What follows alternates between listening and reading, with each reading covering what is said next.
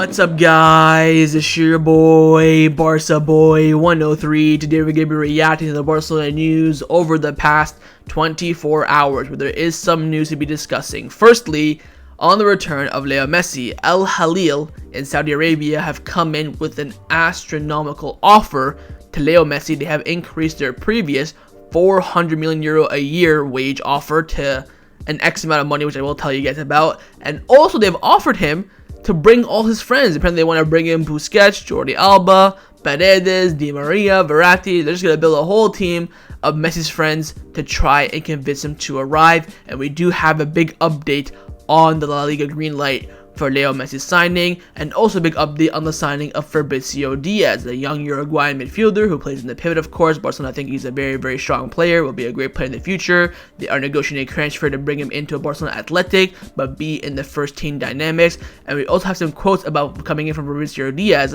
about his possible move to Barcelona. But of course, with players coming in, players will have to leave as well. And we do have a big update on the future of Raphinha and how Messi and also Ousmane Dembele will have an impact on what his future will depend on. And we also have a big sporting director role update with Deco coming in, Jordi Cruyff's future, and a new name has emerged as a possible member of the football director team. But before we get into it, make sure you guys smash that like button down below. Let's try to get to 200 likes in this video. Be very much appreciated. Also, if you're new, make sure you subscribe down below if you haven't already, and let's get into it. Let's start off with the transfer news over the past 24 hours. Now, firstly, we're going to be discussing Barcelona's pursuit for the young Uruguayan midfielder, Fabricio Diaz. This is coming in from Roger Tolor from Mundo Deportivo. He's come out saying that Barcelona have already established the basis for an agreement with Fabricio Diaz's agent, but they are yet to agree with his current club, Liverpool F.C. Montevideo, who want a minimum of €6 million and have rejected €4 million offers from Flamengo and River Plate. In the meeting which Barcelona had with his agent, they informed that the idea is that he would sign for Barcelona Athletic but be in the first team dynamics. The player is clear that he wants to move to Europe now and not stay in South America, and if Barcelona failed to reach an agreement with Liverpool Montevideo in the next 2 weeks, they could run the risk of Diaz's price increasing following the Under-20 World Cup. So Barcelona are serious about Fabricio Diaz. He's again one of the more up-and-coming midfielders, especially in the pivot position. Barcelona offered around 4. It was rejected because his club wants around €6 million. Now, Fabricio Diaz has been speaking in the media as well, and he was asked about Barcelona's interest. He said that a club as big as Barcelona is looking out for one is a dream. This is handled by my agent and his people. I am calm. I know that wherever it is, Barcelona or wherever I play, my agent will find the best option for me. Now, that's very, very interesting. I don't think he's showing, true urgency there to join Barcelona. I think it's more so just to make that next step in his career. Again, it's going to be a signing for Barcelona Athletic, but being in the first team dynamics, so very similar to, a Julian Araujo transfer that we did last summer as well. So we'll wait and see on this. Again, Fabricio Diaz, he's a very, very strong up-and-coming midfielder. I've seen some of his highlights. He looks very, very good, and of course, he's only going to get better. The question now is, will Barcelona sign him before the Under-20 World Cup? Because if he goes there and does very, very well, his price will definitely increase to, let's say, for example, in the double-digit region. It seems that Barcelona always signed one player for Barcelona Athletic every single summer transfer window. We have had, Pablo Torre, we've had Julian Araujo recently, so the signings are there to, of course, build Barcelona Athletic up and also to be integrated into the first team as well. So we'll wait and see with Fabricio Diaz. Again, there is pretty much an agreement on personal terms with the player. It's just about Liverpool, Montevideo, and Barcelona reaching an agreement on a transfer fee. Now, a midfielder who will not be joining Barcelona this summer is Ruben Neves. Again, Xavi's offered the opportunity to sign him a few days ago, and yet again, Xavi has rejected. Miguel from AES came out saying that Xavi, as well as signing of Ruben Neves 3 times now, and Laporta blindly trusts Xavi. Xavi does not think that Neves is a bad player, but the coaches do not consider him as a pivot and say he does not know how to defend. Let's analyze this. First off, Xavi now has been offered Ruben Neves 3 times, and every single time he has said no. Of course, last summer there was the €60 million offer, and then we offered, I think, Trincao as well or something like that to get the price down, and then now it's with Ansu, and again Xavi is saying no, and I could not agree way more than Xavi. Again, I think Ruben Neves is a good player. I think if we didn't have Frankie de Jong, it'd be a different scenario. I think we didn't have Franck Kessié, it'd be a different scenario, but we already have his profile of a midfield And there's other midfielders that we can, spend money on that will do a considerably better job than him. You have Sofiane Amrabat. I think honestly Fabricio Diaz will do better in the role that Xavi is looking for than Ruben Neves. Again, Ruben Neves is not a pivot. He can play as a second pivot like De Jong can, in a double pivot. As a single pivot, he cannot do it. And Xavi saying he doesn't know how to defend. That's quite crazy. I think not crazy. I think like crazy for him to say that, straight up. But I think he's on the right path. I think Ruben Neves can defend, but he can't do it if it's his primary job. He has to track back, nick a couple balls, few interceptions. He can do that, but that being his primary job, I don't think he can do it. We've seen him play a few times in the pivot for Wolves over the last year and a half, and every time he's playing the pivot by himself, he hasn't been that great. When he has João Moutinho beside him, he always ends up doing well because they both kind of share the role. So very, very clear that Ruben Neves is not the midfielder that Xavi is looking for. But again, with Jorge Mendes and Laporta having that relationship, he has been offered a few times to Barcelona, where Laporta has said if he wants him, and Xavi has said every single time, no. Now, Barcelona's number one target for the upcoming summer transfer window is, of course, the greatest human being to ever touch a football, Lionel Andres Messi. It's been a very eventful 24 hours for him. We have a lot of updates on his possible return, and we do have an update on the La Liga green light that we are waiting for. Now, we're going to start off in the morning. Yesterday, it came out that Al-Hilal were very, very close to signing Messi. He's reached an agreement. This came in from El Chiringuito, but via Marcel Llorente, who of course was the journalist on Bartomeu's payroll and has never seen the light of day since Laporta exposed him in that press conference this summer that he was elected. So terrible sources coming out with this, but everyone was shocked when this came out. Oh, Messi to Al-Hilal is going to happen. But then we got the columnist Jordi came out saying that Barcelona continue to work on the return of Lionel Messi to the club, and as of today, there is no indications that Messi has accepted an offer from Al-Hilal, and Messi currently has doubts about Saudi Arabia move due to the culture, his children, all that sort of stuff. So again, you have to remember that not only does Messi want to compete in Europe still, he has to think about his family. Of course, they made that move 2 years ago. Very, very bad for them. They didn't adapt well to Paris, put in different school, different language, different culture. It didn't work out for them that great for his family, of course. It's very, very clear. But the reports were getting stronger and stronger. The rumors was that Al-Hilal want to build Messi's team. They want to bring Busquets, Jordi Alba, Di Maria, Paredes, Verratti. So basically, it's going to be a whole entire team of just Messi and his friends. And this is kind of confirmed from Mohamed Bouhafsi, who's a very, very reliable source in France.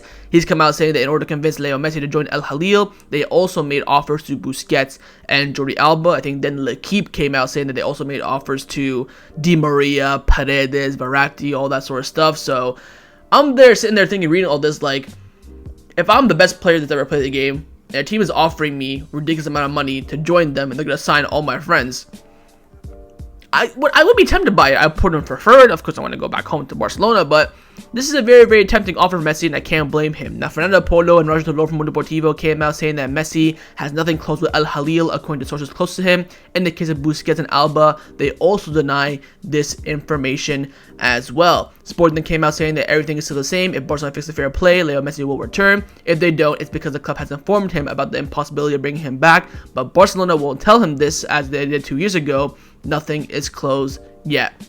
So when this initial report came out, everyone's kind of panicking a bit, but in reality, it is not the case. Also, Abdul Gaston from TYC Sports, number one source in Argentina, has also come out saying that Leo Messi has not accepted any offer yet. His priority is to stay in Europe. But then Helena Codez came out also confirming that, but gave us a bit more insight on Messi's return. She came out saying that Laporta still hopes to be able to sign Leo Messi, and Barcelona continue to work on the meeting with La Liga to make his return viable. Currently, it's still early to make an offer to him. So again, there's this agreement that Barcelona and Messi, they will meet at some point. Again, Barcelona has not officially offered him the contract quite yet, because if he offered, he accepts it, then they can't sign him. It's going to be a whole other fiasco again, so Barcelona want to be very, very cautious in this scenario. Helena Codez also came out saying that they are now analyzing possible sales like Raphinha to England in order to facilitate Messi's arrival. We'll talk about Raphinha later on. And again, Santi Anuma, who writes for Foot Mercado, came out saying that prior to Leo Messi and his family is still to come to Barcelona. And Al-Hilal is now pushing to sign him, though. They are offering him close to 600 per year. Fucking hell, lad. So the original offer back in, I think, February, March time was 400. They've just made it 600. I'm gonna do the math live and see how much that is per week, because that is some ridiculousness. Like 600. This is the biggest sports contract I think ever. 1.15 million euros per week. Mental. Absolutely mental. And to think that Messi's gonna reject all of that just to earn €250,000 weeks at Barcelona. Absolute crazy. What a goat. Now, of course, Messi won the Lawrence Award for the best athlete in the world. He's only the second. I think he's the only footballer to win it, and he's now won it twice. Absolutely unbelievable. At the gala, he was there talking with Lewandowski, catching up. Lewandowski was speaking Spanish to him. So, Vamos, Robert. He's out there flexing his Spanish and talking about where he's living and stuff like that. So, the interest for Messi is there. So, this all happened, morning, afternoon, going into the evening. Then we hit the evening, and TV3 had their, show on the Theru, and they came out saying that Barcelona knows that Tebas will give the green light to validate Messi's return as long as they achieve €100 million in sales. Ansu, Raphinha, etc., etc., however the case may be. Javier Tebas sees Messi's return with good eyes. He wants to see the best player in the world play in La Liga again. The club is confident everything will go according to plan. Messi will be given a percentage of what he generates to the club as well. So again, to compensate for his low salary, Messi will get a cut of everything that he generates for the club. So sponsorship, merchandise, all this stuff, image rights, TV rights, he will get a percentage of what he earns for Barcelona. So we all know that Messi doesn't earn Barcelona a lot of money, so sponsorships, shirt sales, he will get a cut of all that, which is fair. Honestly, he's going to have a very, very low salary, being offered €1.2 million per week in Saudi Arabia. For me, this is absolutely okay. And again, Barcelona is confident that the green light will be coming, and Javier Tebas wants Messi to return to La Liga. So we're still on track.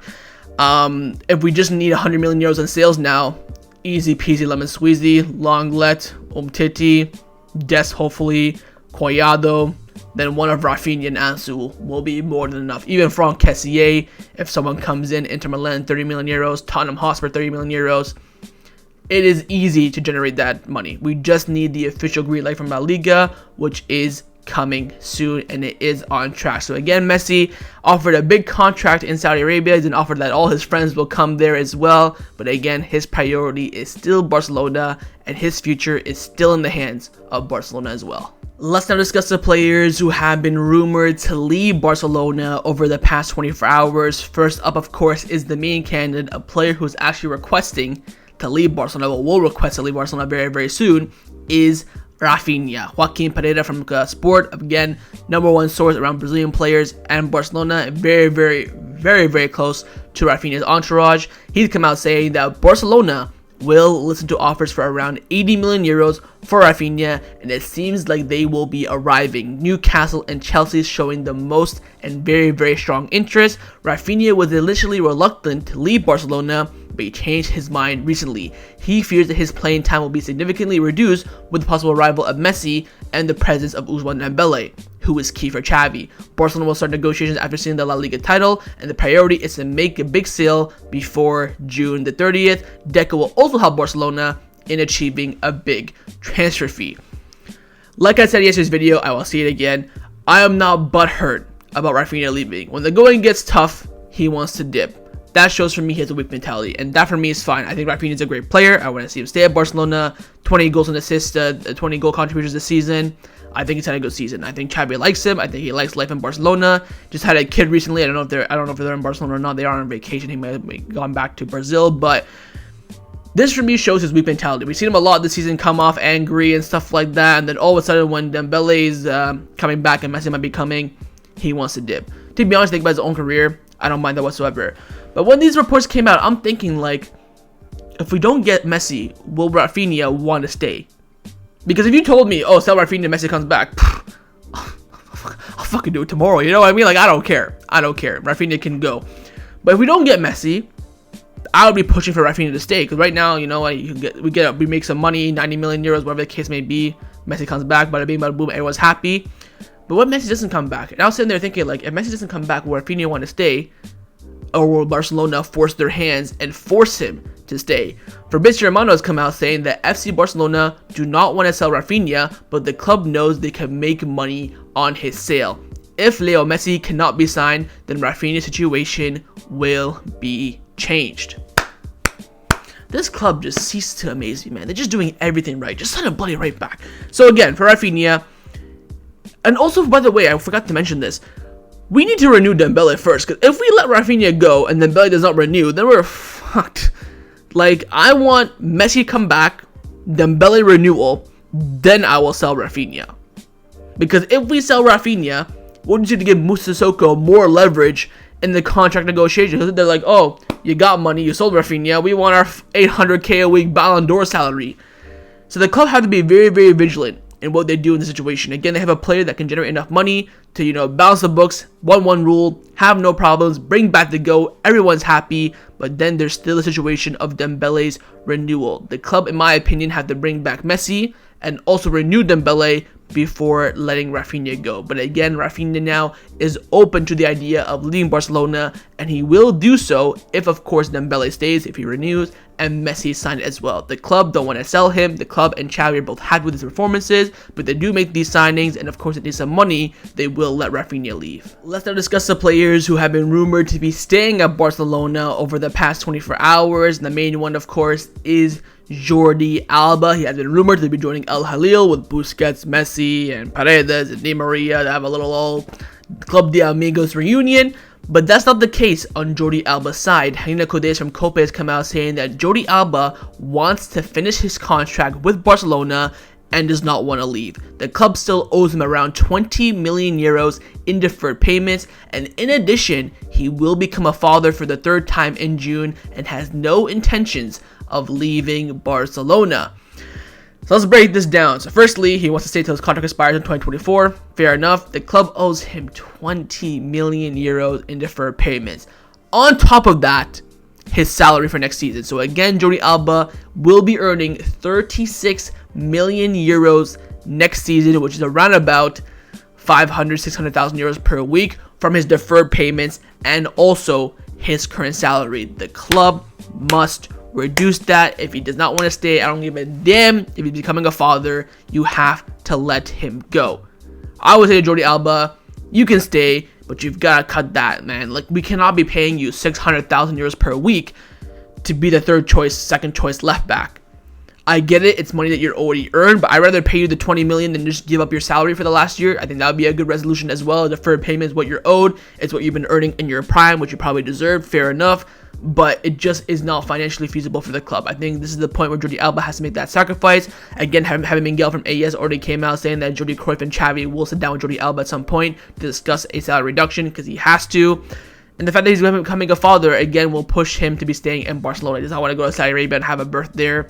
I mean, that makes perfect sense. I have no problems with that whatsoever. So, we'll wait and see with Jordi Alba. I think, again, I would be shocked if he leaves. I think he will only leave if either the club forces him to leave, Xavi tells him to leave, or if actually everyone's going to Al-Hilal. He'll probably want to join up there. Busquets, Messi, Paredes, Verratti, Di Maria, all going there. I think Jordi Alba will be like, the club don't want me. Fuck it, why not? So, we'll wait and see with Jordi Alba, but I think, again, it is very, very likely that he will continue with Barcelona next season. Let's now discuss some of the news surrounding Barcelona over the past 24 hours. First, we do have an update on the situation of Lamine Yamal coming in from Alberto Rowe from Gigantes. He has left Relivo and joined Gigantes. He's come out saying that Lamine Yamal this morning has joined the Spanish under-17 camp in Hungary for the European Championship. If the Spain team reaches the finals of the tournament on June the 2nd, Lamine Yamal will not play for Barcelona's first team again this season. So Barcelona have decided not to pull him out of the squad. He will be traveling. He will be participating with Spain. Again, if they make it all the way, he will of course not feature for Barcelona again. If they get eliminated early, he might come back and play a game, but I think it's very, very unlikely regardless. If Lamine Yamal will play again for Barcelona this season, we could maybe see him last home game against Mallorca, maybe the last game against Celta Vigo, but apart from that, it would be very, very unlikely that we'll see Lamine Yamal play for the first team again this season. Now, with Barcelona on the verge of winning the La Liga trophy, the celebrations are already being planned. Of course, this Sunday against Espanyol, if we do win the match, Barcelona will be crowned champions of Spain. And Raccoon have come out saying that Barcelona are planning to march through the streets of Barcelona next Monday if they win the league this Sunday. The club want to celebrate the title properly. Blood!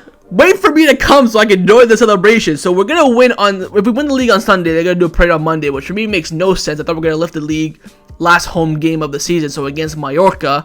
Why are you gonna win the league, come back to Barcelona and do a parade already? That for me is kind of rushing the celebrations. But yo, wait for another week so your boy can join in, man. I wanna be in the parade. I wanna be in the streets. Like, come on.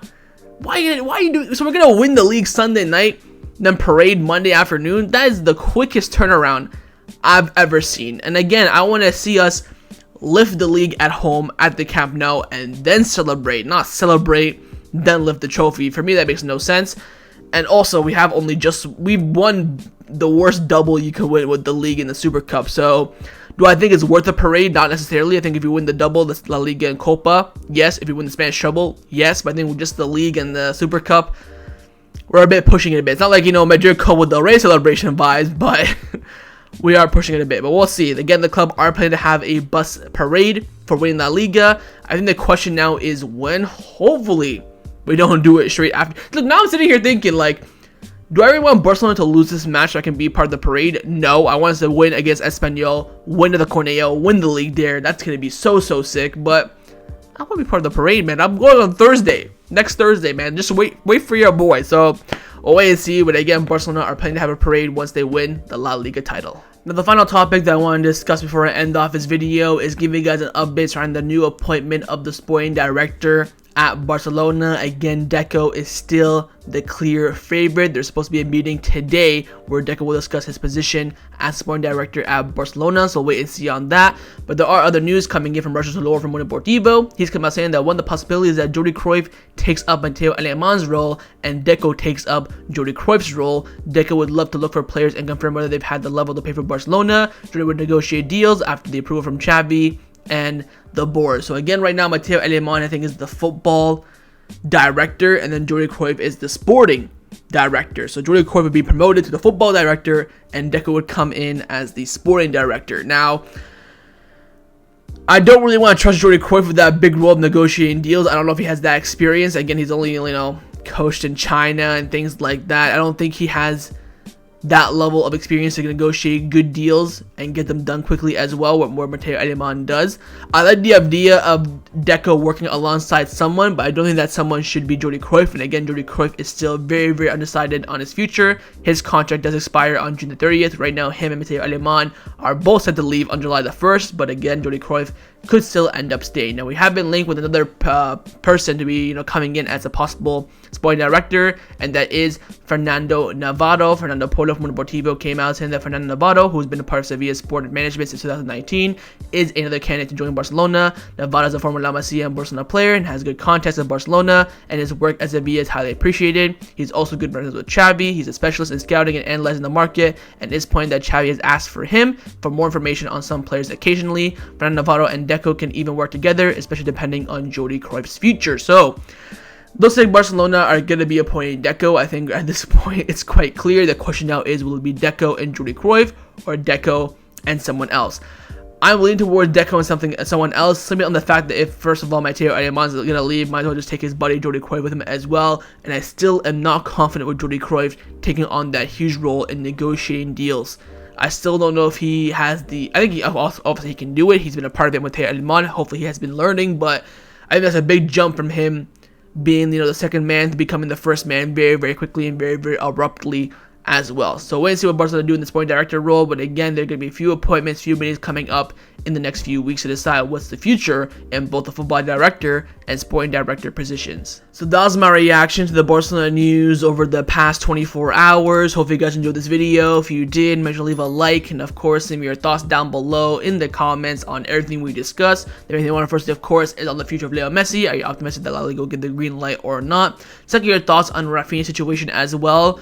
Would you sell him no matter what? Would you sell him if Dembele renews and Messi comes in? Would you sell him all he get a price? What will be your stipulations in letting Raphinha go this summer? Third, your thoughts on Fabricio Diaz. Would you end up signing him for Barcelona Athletic? Would you spend that money that Liverpool Montevideo do want for him?